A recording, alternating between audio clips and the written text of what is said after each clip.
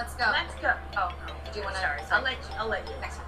I'm excited and I feel relaxed and I'm ready to party. Don't say sorry. You don't need to do that. You don't need to apologize. It's a fucked up female habit. You don't need to be sorry for anything ever. Can you guess what every woman's worst nightmare is? I don't have rage issues! I have nothing to prove to you. When I'm good, I'm very good. But when I'm bad, I'm better. I say when it comes to stardom and Lauren, there are no accidents. Hi, Karen Peterson. Hello, and welcome to Citizen Dame, the podcast where the weather is wild on both coasts. And I am Karen Peterson, joined as always by Lauren Humphreys Brooks. Hello. You said that sort of uncertainly. You're like, I'm Karen Peterson. I had to think about it. I did forget my own name last week, so that's how I'm doing. How are you doing? It's like every time someone asks me for my birthday, I'm like, no, are you okay? It's like 19. When they ask, like my birthday, I have down, but when people ask me my age, I'm like, well, I can tell you the number, but it doesn't make sense. So I am 37 years old, and I have said that I was 38 for the past 2 years. And I was fully convinced that I was 38 too. My parents had to tell me that I wasn't. That's really funny. Yeah. So normally I think I should be 37, not 47. So the thing is, when I actually do turn 38, I'm going to continue to think that I'm 37, like the entire time. Just be like, no, it's now engraved in my brain that I'm 37. So I'm just going to continue to be that. You're going to be well into your 40s, still telling people you're 37, 38. Anyways, yes, it is fucking hot here in New York, although not as hot as it was yesterday. Thank Jesus. It's so cold here in California.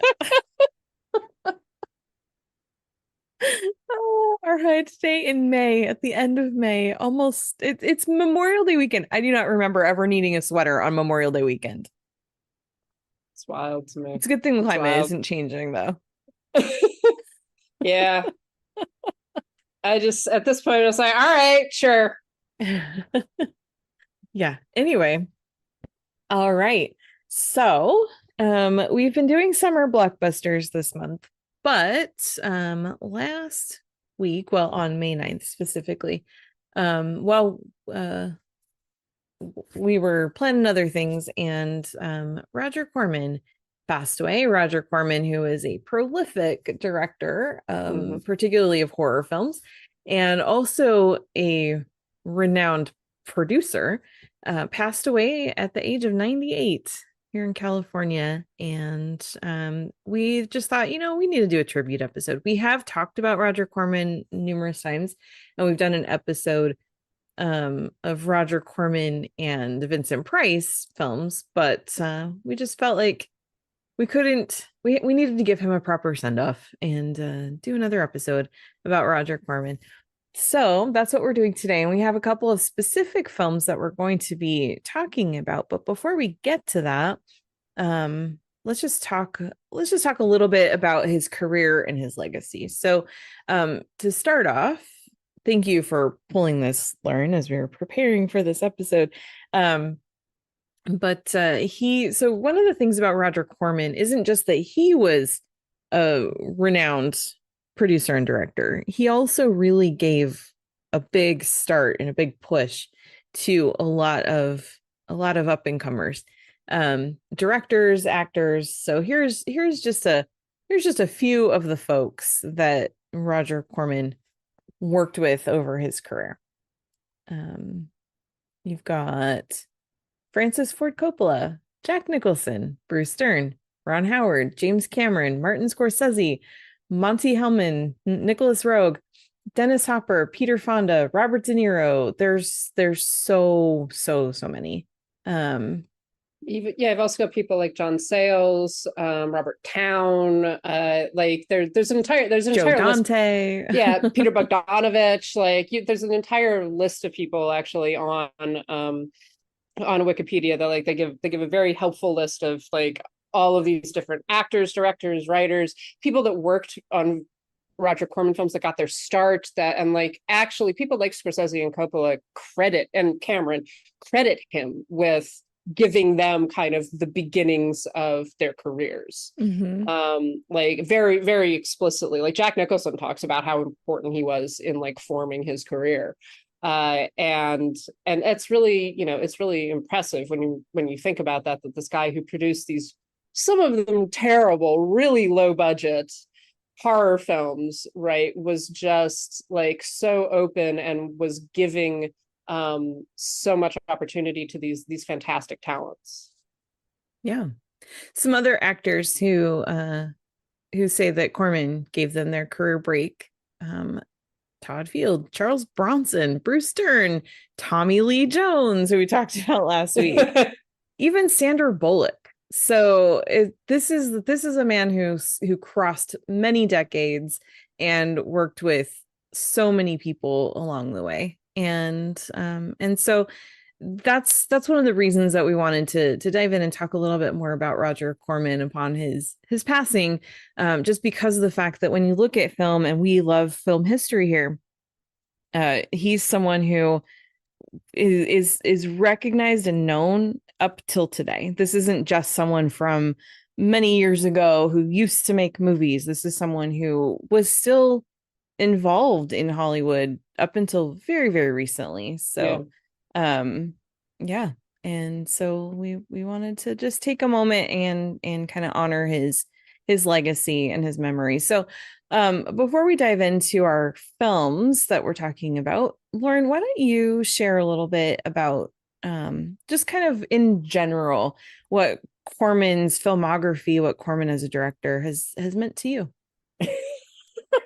Well, I mean, I think that we talked about this when we were discussing the Vincent Price Corman films, the Poe adaptations.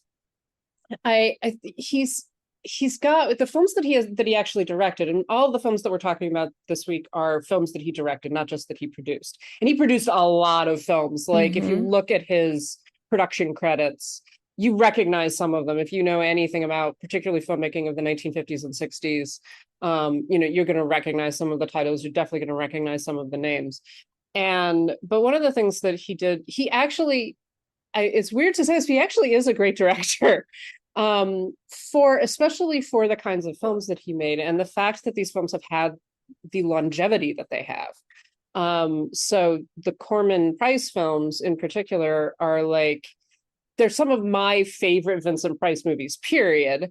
But they also have this like humor and lushness to them. He really understands how to use color. He uses, we're going to talk about this, I think, when we talk about Masque of the Red Death, he uses great cinematographers and is able to get a lot out of incredibly low budgets, and very often very short shooting schedules.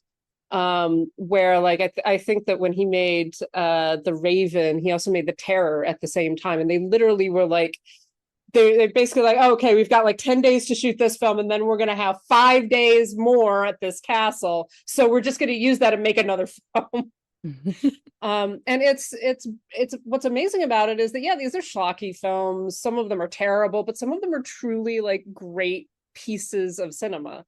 And they're incredibly influential on the horror films of today. And so like his influence and also his sense of humor and his love of cinema itself comes through in so much of the work that he does. He's taking his shit seriously. Like his horror films, the ones that are actually horror films, are very, you know, they have a moral outlook, they have a moral universe, they have an understanding of their source material that kind of stretches beyond what you really expect from these kind of low budget schlocky horror films.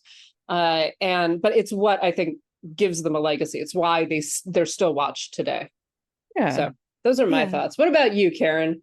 You know, it's so funny because I definitely first knew Roger Corman as a producer, just because, you know, he's done so many films over his career as a producer. He's so ubiquitous. Like if you've watched film, particularly from like the 50s through the 70s, if you watch films from that period, at some point you've seen a film that Roger Corman produced. Or if you occasionally like to just get your kicks watching like cheesy, super, super cheesy sci-fi channel Yeah. stuff, or not directed, but he produced a lot of those. His name is on those. Shark Gator or something like that was one of the ones that I remember watching that was so stupid and so funny. But anyway, that's how I first got to know him. And so it wasn't until like really I mean, I'd seen a few of his Poe adaptations a long time ago, but it wasn't until just in the last few years that I've really kind of dived more into his filmography and really started to embrace his movies, I guess. And yeah, I agree with what you said. I think that there's just something there's something about them, even the ones that the story isn't that great, or things are kind of cheesy. There's something about the way that he puts them together and the way that he uses color and imagery and music and sound and all of those things. He, even when the story isn't great, the artistry always is. And Yeah. so it's fun to watch a Roger Corman film. And the ones that we're talking about today, two of them I had not actually seen before. One of them I had. And you always kind of know what you're getting when you sit down for one. And yet there's still so much surprise and enjoyment in them. So yeah.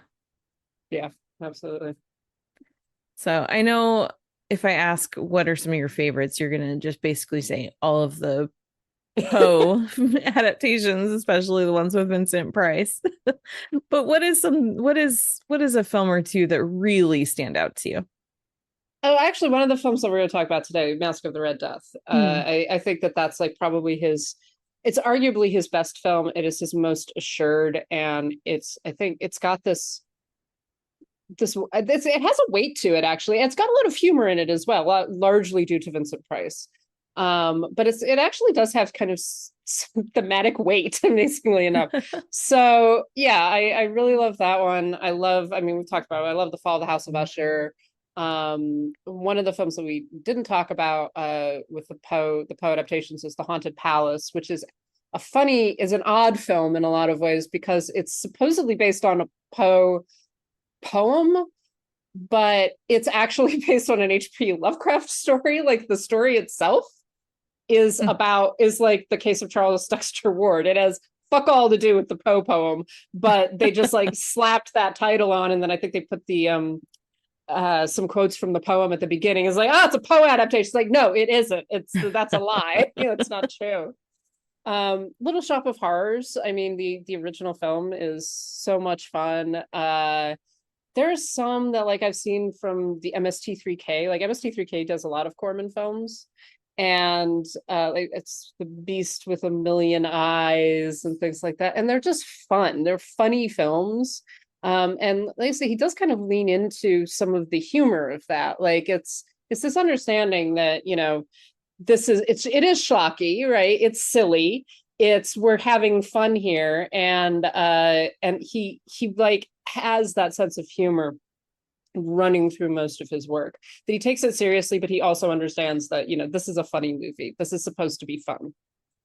Which I think is one of the reasons why he and Vincent Price were such a good pair, because I think they both really understood the humor and the silliness, but they also embraced it and played it like it was serious, and in some ways.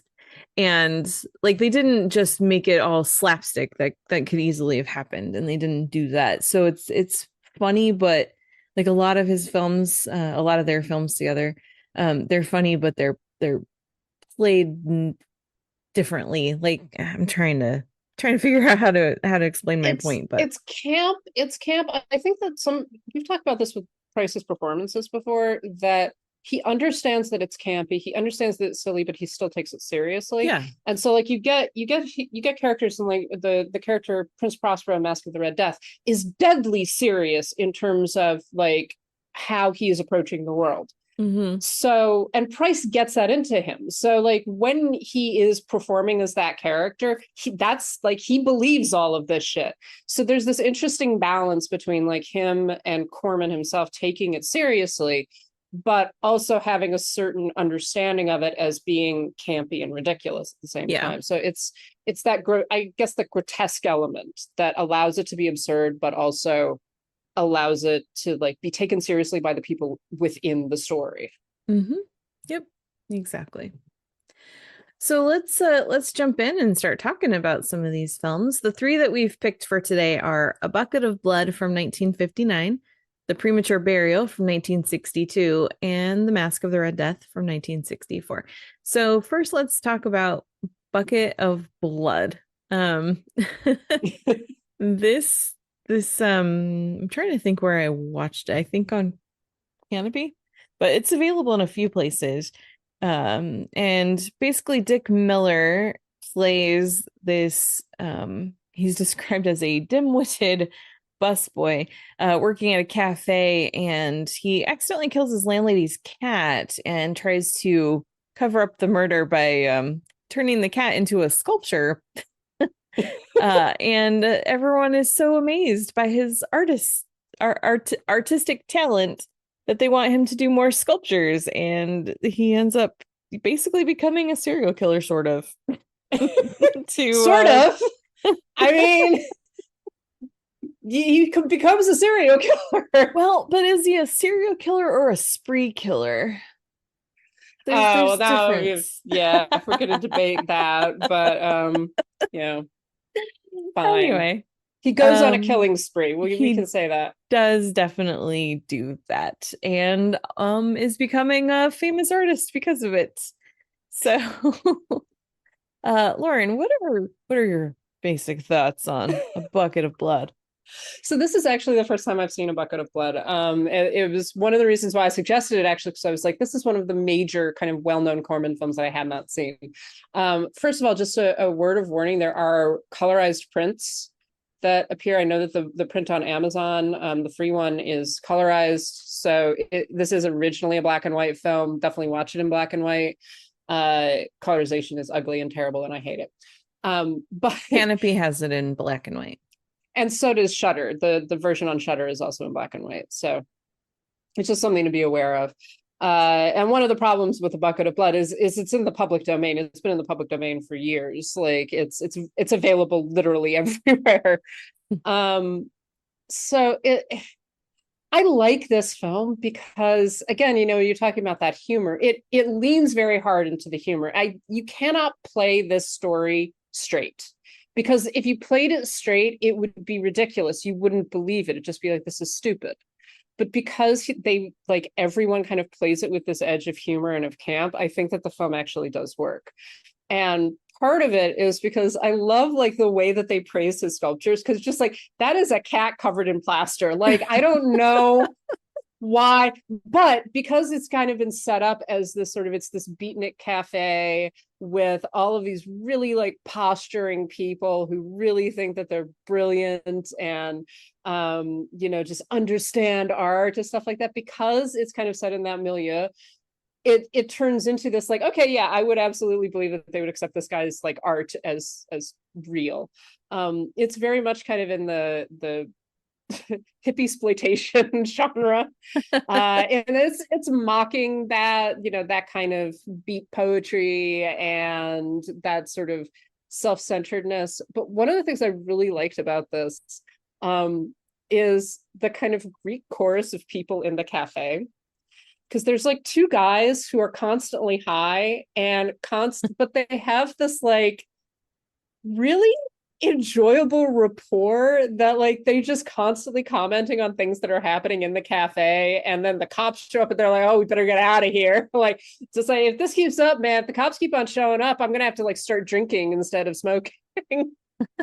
It's fun. It's just a really fun film, and very silly, very like nonsensical in so many different ways. I like how what he's up to gets figured out really quickly. Mhm. And the guy who runs the cafe is both horrified but incredibly greedy at the same time. And it's like, and it spends the entire film going like, I don't know what to do. I don't like, no, you shouldn't. I think that you should like move away from realism, actually. It's very entertaining. I enjoyed the crap out of it, I have to say. This was also my first time watching it, and yeah, when they're having like their critical conversations, oh my gosh, the anatomy of this cat is just amazing. And look at the detail. I was really cracking up too when they're like, look at the detail on the face, and I'm like, it's plaster. There's no detail. There is no detail. There's no detail. No There's detail more at all. detail. There's more detail on the statues. I have to say, like, they improved that one. There is, although the statues still don't look real, but they do. It's very funny. Like, yeah, I enjoyed this movie too for all the reasons that you were talking about, and I think that it's really just this. It's very entertaining. It sort of critiques that art culture of, looking for all these hidden meanings and things, and what does this represent, which is legitimate, but sometimes people just take it a little too seriously, as in the case of critiquing a dead body covered in plaster as art. Yeah.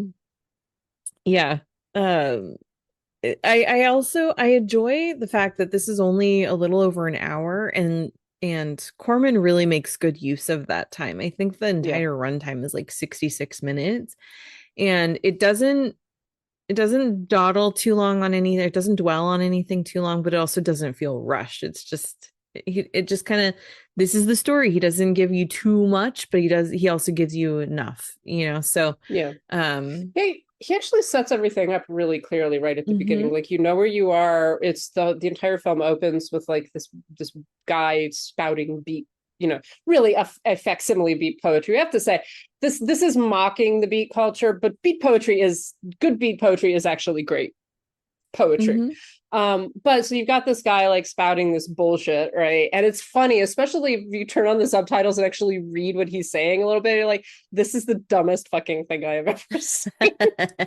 and I have to say, having been in student cafes where people are doing some of this shit, I understand the sort of sarcasm that comes through this film. But so like he sets things up so clearly and so sharply right at the beginning. You know who the characters are, kind of what what's his name, Walter Leonard? Walter kind of exactly where he's at and why he feels as he feels. He's kind of dismissed, he's mocked, he wants to be an artist, but he doesn't have any artistic talent. He wants to be accepted by this group, and particularly by the woman that he's interested in, but he just, he doesn't have that, and he gets kind of put down all the time. And we get all of that within the first 5 minutes of the film. And then it moves very quickly into, okay, where's the horror going to come from? It's actually a very well-paced, well-structured film, for something that has to happen very quickly. And this was a film that was made in 5 days. On Which a budget is wild. on a budget of $50,000. And by the way, its box office was 180,000. So it made back twice its budget. Wow. So this is successful. It does exactly what it is intended to do. Yeah. And it's a lot of fun.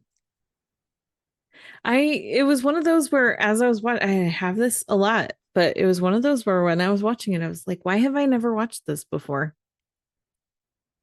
It's a fun movie. Yeah, it's a very fun movie. It's ubiquitous. Dick Miller, I think, is great. He shows up in a lot of Corman films. He also shows up in a lot of Joe Dante films.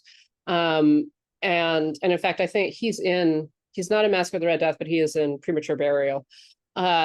And it's fun to actually see him in a leading role where he's playing like the this kind of nebbishy, dorky little guy, Mhm. who you do root for, like just like, oh, buddy, no. I think that's one of the things that I love. By the way, I know Dick Miller best as Mr. Futterman from Gremlins,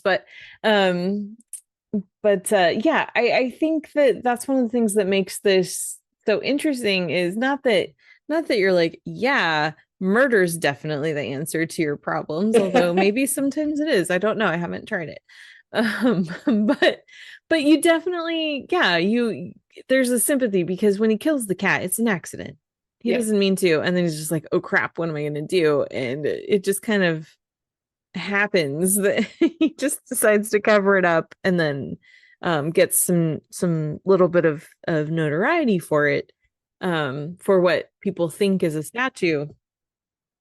And but it's interesting because really quickly he turns into, like, as soon as he gets a little bit of attention that he's been craving, suddenly it becomes the only thing that he cares about and the only thing that he thinks about.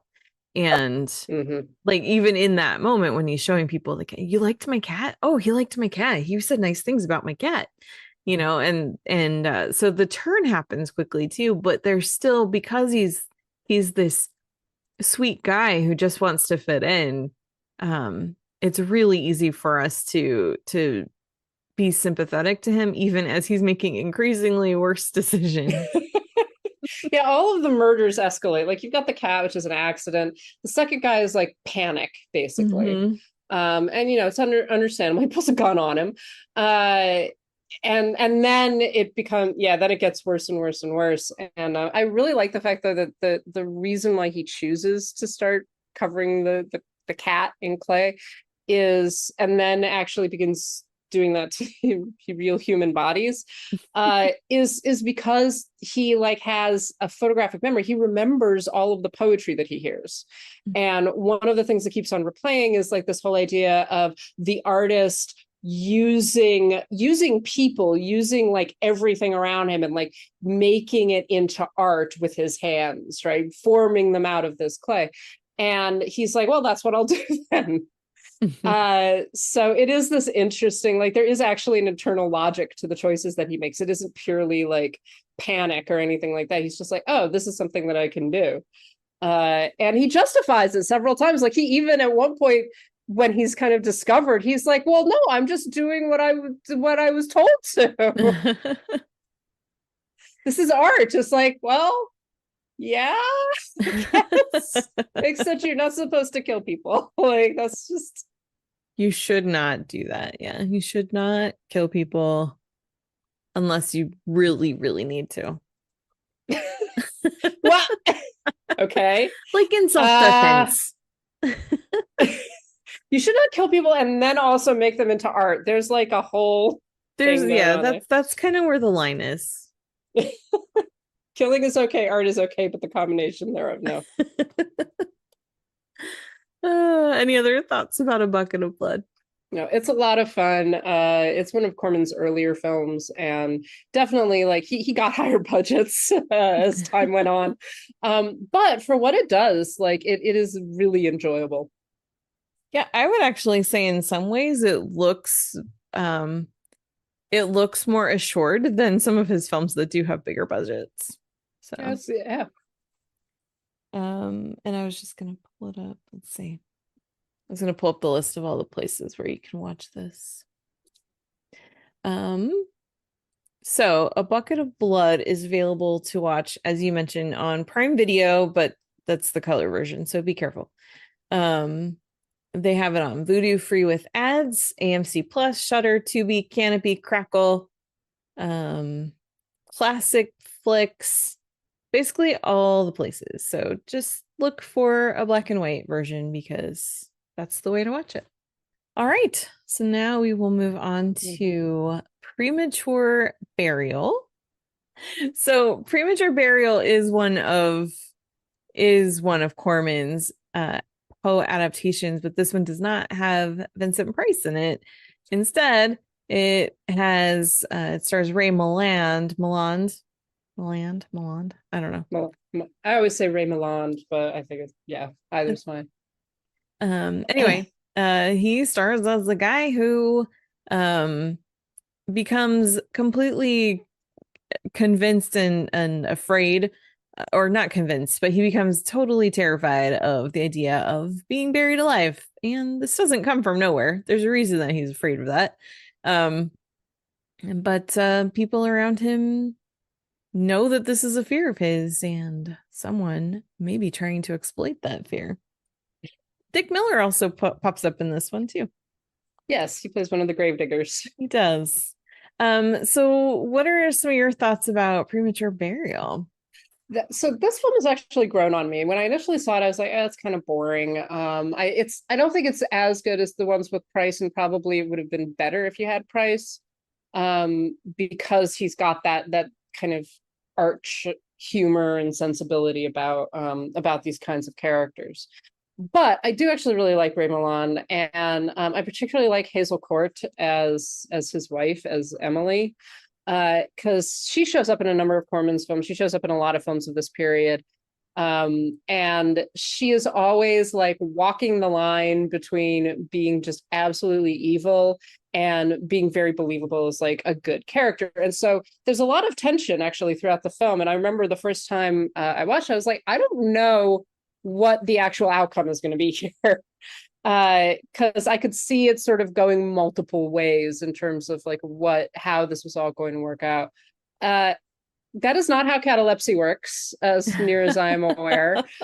However, given the time period, and Poe in particular was obsessed with this idea of people being buried alive, and it's not unheard of. I mean, it was like a legitimate concern in the time period, because of diseases like catalepsy and stuff like that, where there wasn't as precise an understanding of like how the human body worked. And so people were actually buried alive. That's why you had the little bells on the graves and things like that. It's not like this happened all the time, but it was a legitimate concern, that someone would actually be entombed in a crypt or buried in a grave and still be breathing.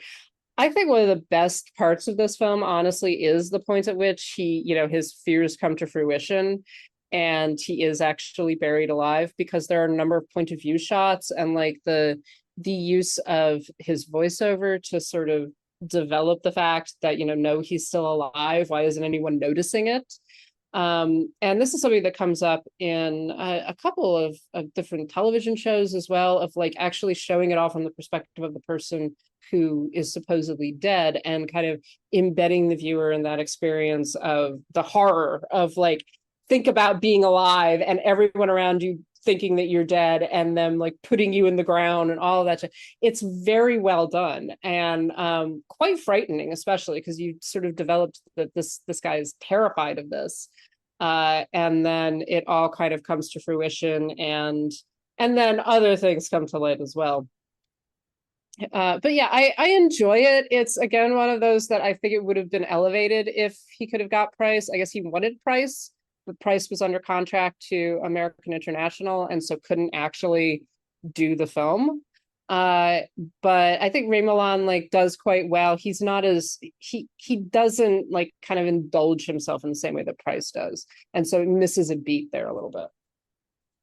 There's definitely, yeah, it definitely feels like Price is missing from this cast, and I do wonder what it would have been if he had been the star. I really enjoyed it. This was my first time watching it. Overall, I really enjoyed it. I agree with you about the putting the audience within the, not necessarily the, not putting it into his point of view, but making us like experience that alongside him, of that fear once, because he's spent so much time being terrified of this catalepsy, which basically just puts you into some kind of a trance, or makes you conscious but not conscious, and unable to move. the idea is that it makes you appear dead, and like so. But that's that's the thing. I mean, everything that I understand about catalepsy is that that's not how it works. It basically paralyzes you, Right. but that doesn't mean that you seem like you're dead. Although again, Right. I guess in a time where a lot of like there's not a lot of medical understanding that if your heart rate is slowed, etc., you know, maybe someone would mistake that for death. But you don't look dead. You're not dead. Right. Yeah. Right.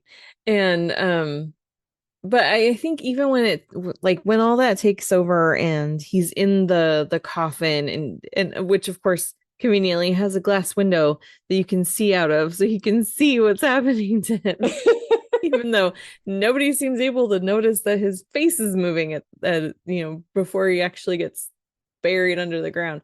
But I have to say that when I was watching it, I just kept thinking, is there a different way to do this scene? Because it gets really repetitive. It's him just over and over again saying the same things, and it feels kind of funky. But then I thought, well, how else would you convey that? And also, if this were real life, yeah, you are thinking the same thing over and over again. Let me out, let me out. Somebody noticed that, somebody see me.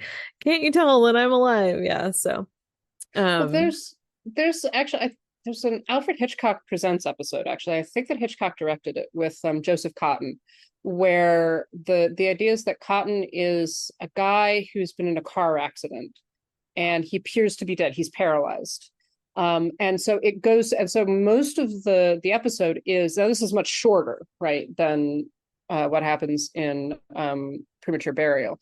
But most of the episode is from his perspective, is him trying to move like a finger or an eye or something like that to convince other people who are like pronouncing him dead, right? Or saying like, okay, he's gone, to convince other people that like, no, he's actually still alive. And it gets to the point where like he's almost going to be buried. And I think that I can't remember how like it actually happens, but it's a really good example of how to do that and build up that tension without being repetitive, like you're saying. I'm trying to remember the title of that episode. Well, that would be good. If you can find it, let me know. But yeah, but overall, I think that the movie is interesting. I agree with you. I really enjoy once things start to catch up with him, with our main character, who is Guy Carell.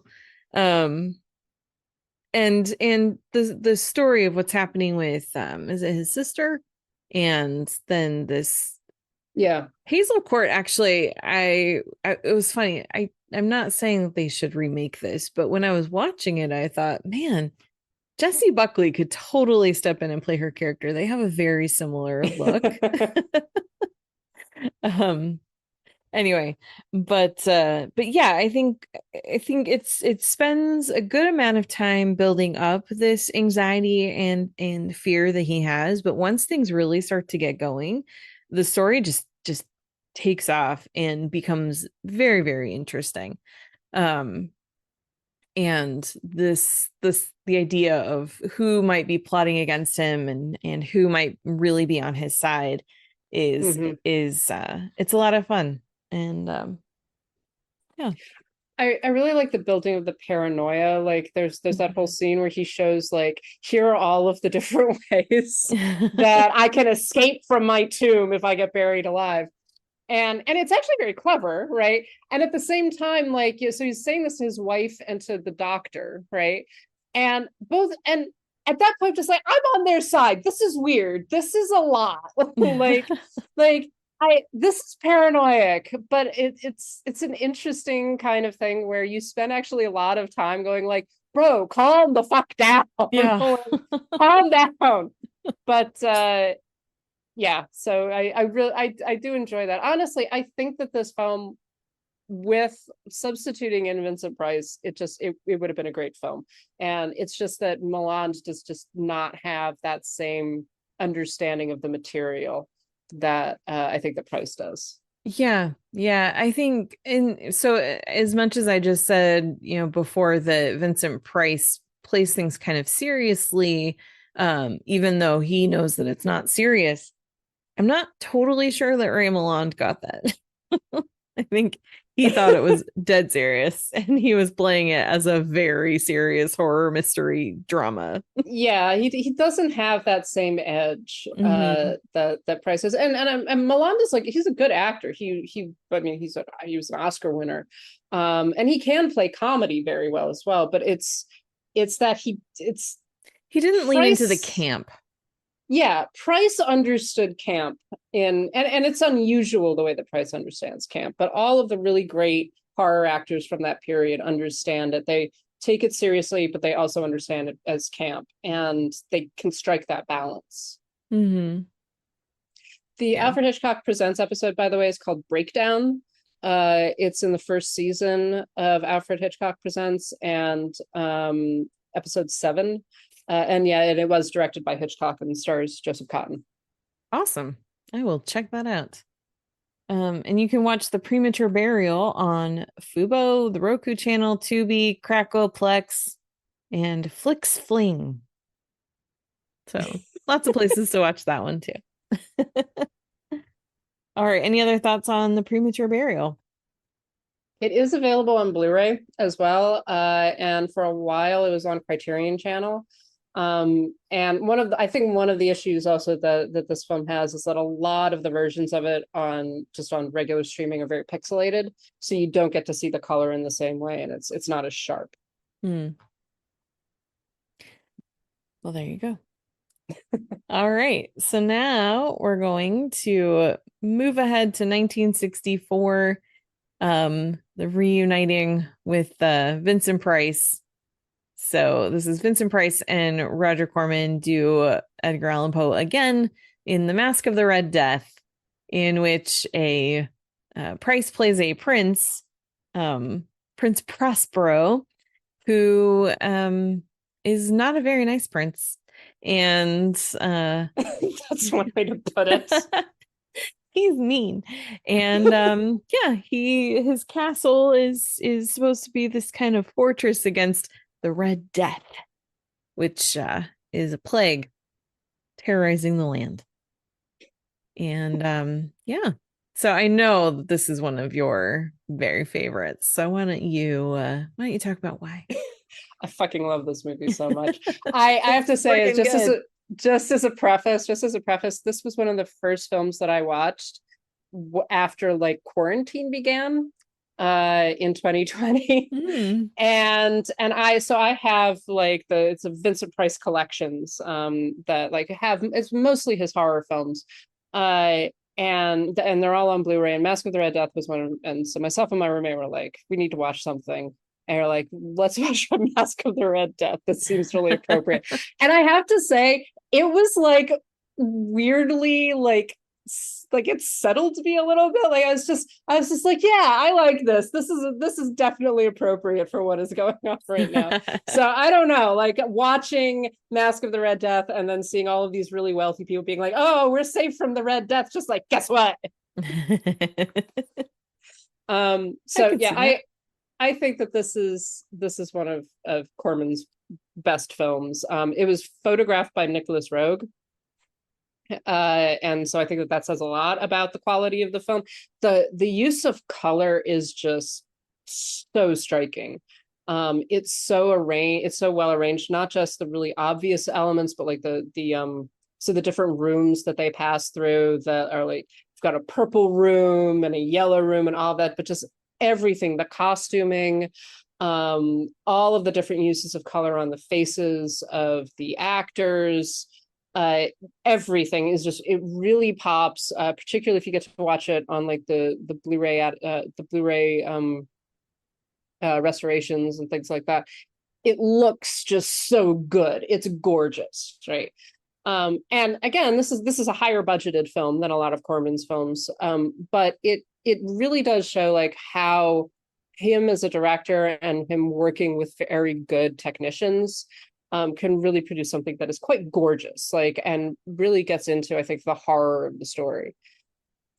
Price is just delightful. Like, it's probably one of his most evil roles. Like, he's just evil, but he gives you enough to like really make you understand this guy and be interested in him. Like, he's got this edge, not of sympathy, but you're just like, I am fascinated by this man. Like, he is so terrible. And I want to watch him. I want to hear what else he has to say, because he has like a moral philosophy of life. It's a horrible moral philosophy of life, but it is there. Like, it isn't just mindless evil. It's like really thought through evil. And in the midst of all of that, for something that could have been really incredibly serious, again, Price gets in those moments of humor and of just this arch eloquence. Like there's a wonderful scene where a woman is played by Hazel Court. A woman is horribly attacked by a hawk. No, not a hawk, an eagle, and like at the end of it, she's just been like blinded and just it's awful. It's again very well done. And Price is like, oh no, we shouldn't feel bad about this because she's just married a friend of mine, and she's talking about the devil, and it's like, it's so dark but so funny at the same time. And it really gets into that kind of that combination that Price does really well, and that Corman's films with Price do really well, of the humor of it and also the horror of it, and it makes you laugh and makes you horrified at the same time. It goes back to some things we talked about, that absurdism, the grotesquerie, and kind of the delightfulness with knowing that these people are going to be punished, but also the horror of like this disease that is not going to stop, that is not going to make distinctions between rich and poor, good and evil, right? It simply is. And it's so well done. Like I love this film. Sorry, that's why are you sorry? Don't be sorry. Own it. So I feel like all I'm saying is like, no, it's so good, guys. It's so good. Well, and that's the thing, is like, I don't really have much more to add, because that's the thing about it. It's just so good. Yeah, I feel like a lot. I mean, there were 8 Corman Poe adaptations, or was it 8 with Vincent Price? Now I can't remember. But anyway, I think there's a total of 8, and a couple of them are not with Vincent Price, like Premature Burial, and I think there might be 1 or 2 others. Okay. But I feel like out of all of them, and yeah, some of them go in some very interesting directions. I feel like out of all of them, this is the one that really captures the essence of Poe the best. And really dives into, or really I think brings to life sort of I think if it were possible for Poe to have woken up and come and watched the adaptations of his movies, I think this is the one that he probably would have been like, yeah, that's what I was going for. And I think that's why it's so fun to watch, and why it's so good, and why Vincent Price in particular is just exceptional in this film, because he just gets it.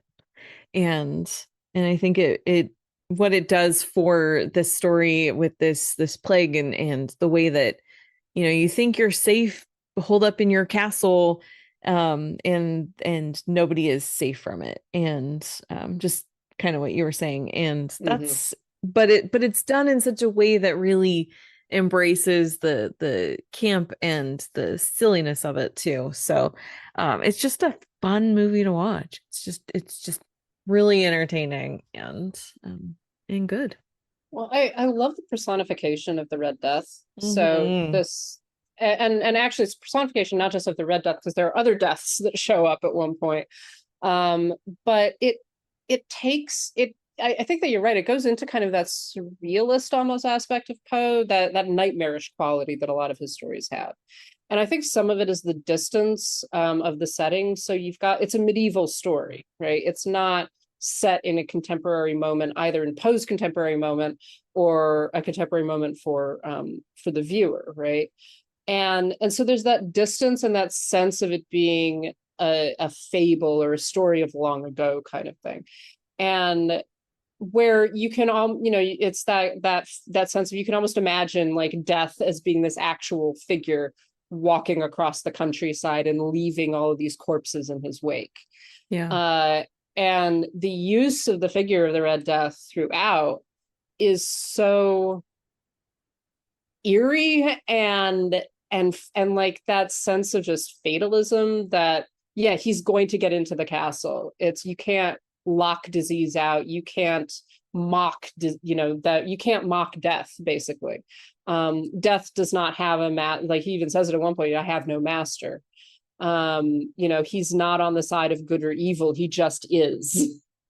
And it's very frightening, actually. It's very like really well done, and the way that Corman represents that works so well, because you've got someone like Prospero who's been the terror that is running through the entire film, and then he's hit with something that he has no control over, and that he can't make a pact with death, he can't make a deal with anyone to save him, because that's not how it works basically, and it really gets into the terror of that.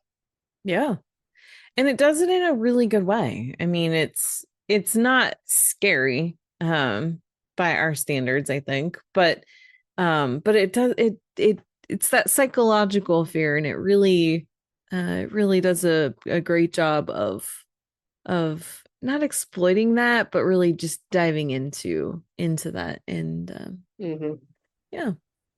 The Red Death, by the way, is played by an actor called John Westbrook, who's also in The Tomb of Ligeia, as Vincent Price's friend in that film. But he's got a fantastic voice. He did a lot of radio and theater work. But just that deep kind of resonant voice where you don't see his face, you see like part of his face.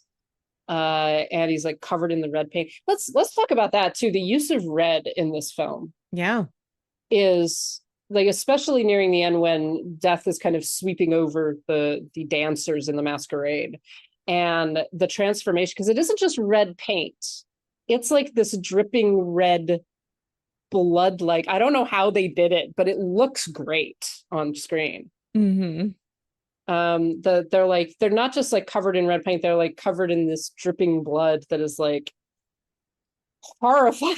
It's just very horrifying. Yeah, but it's so effective. It's such a visceral image that just it's one of those, this is one that you have to watch in color. You can't watch it in black and white because it will not have the same effect. And turning it into that, that dance of death, the masquerade, it's kind of all of these, it's all leading up to that, right? All of these aristocrats are kind of mocking the world outside, that they're safe in this castle, and that it all kind of comes out at this point where they're dancing around and literally dropping dead as they go. And particularly Prospero is just being attacked by these dancers who are like grabbing at him, etc. It's really well done. I do have to say that apparently Corman was going to make this film earlier, and he was going to make the film in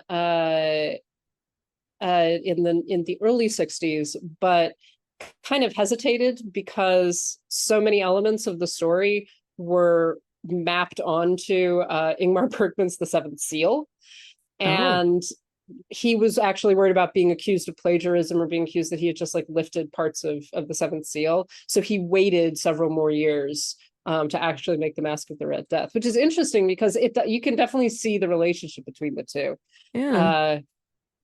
So yeah, I thought that was kind of cool. That is. Well, and I'm glad that he waited a bit, because I think that there's some more maturity in the filmmaking here that it's interesting to imagine what it would have looked like if he had done it sooner. So, all right. Well, I think that's going to wrap it up for Roger Corman. Great director. I failed to mention that he also was a producer on the Slumber Party Massacre series, and that's one of the reasons we love him. He gave a lot of opportunity to female directors as well. A number of the filmmakers in kind of his group of people as a producer are actually women directors, and so female horror directors also owe a lot to him. I think the woman who directed Poison Ivy later with Drew Barrymore got her start with Corman as well. Yeah. So we owe a lot to him. And so 98 is a good long run. So he had a good full life. But he will be missed for sure. And that's going to wrap things up for this week. We want to thank all of you for listening, and we especially want to thank our patrons for helping keep the show going. They are Abby, Ali, Brian, Connor, Estefania, Heather, James, Judy, Carriotta, Matt, Michelle, Monty, Nanina, Robert, Steve, Sharon, and Tao. If you would like to join them and become a patron too, you can go to patreon.com/citizendame to sign up and know that you are helping keep female film criticism alive in the world.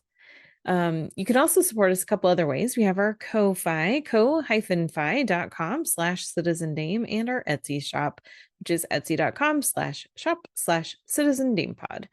And you can find us all other ways too. We're on our website, citizendamepod.com, and you can email us, citizendamepod@gmail.com.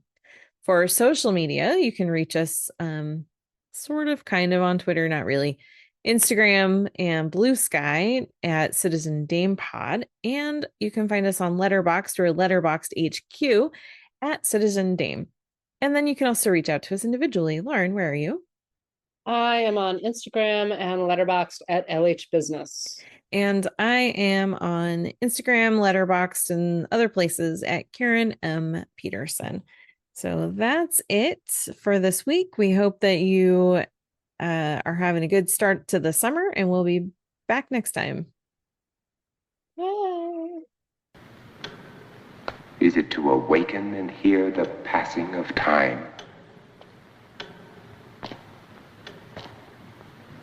Or is it the failing beat of your own heart?